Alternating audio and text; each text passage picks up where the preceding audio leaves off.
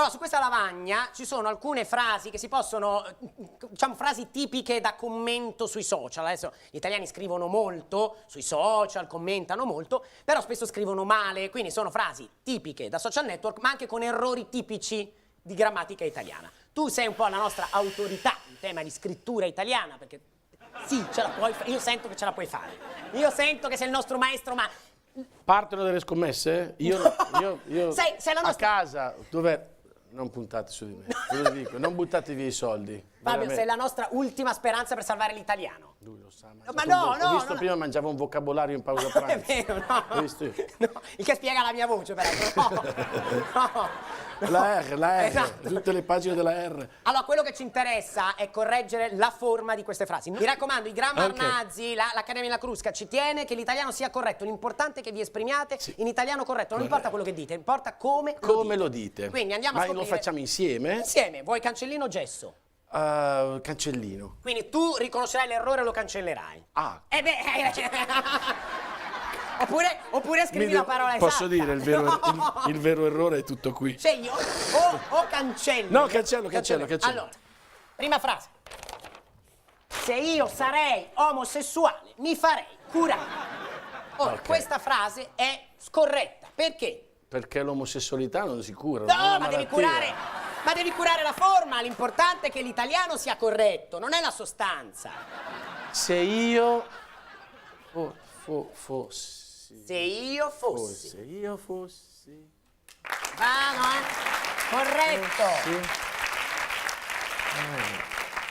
Ora questa frase è corretta. Se io fossi omosessuale mi farei curare. E la forma, i grammar nazi dicono che la forma è quella che conta. Anche i nazi sono d'accordo su questa frase qui. Quindi non solo i grammar nazi, anche i solo nazi. Quindi scopriamo la seconda frase. Sempre dobbiamo correggere l'italiano. Il fascismo ha fatto anche cose buone, le pensioni piuttosto che i treni in orario, piuttosto che ammazzare. Allora, gli ebrei. aspetta. Vai.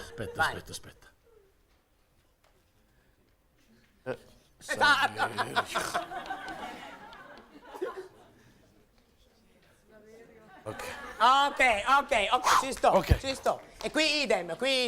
Ok. Sempre io. Ok. Però correggimi l'errore. Dal punto di vista grammaticale.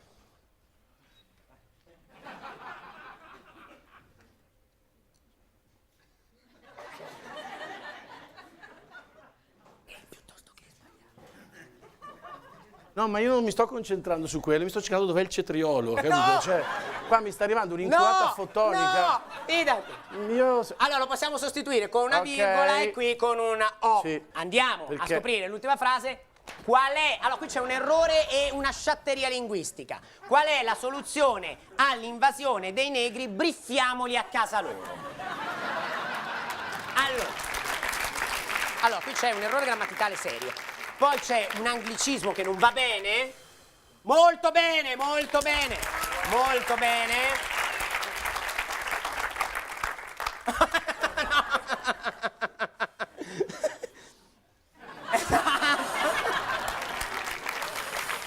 Allora, ma c'è un anglicismo. Briffiamoli. Non è briffiamoli, aiutiamoli. Abbiamo una lingua,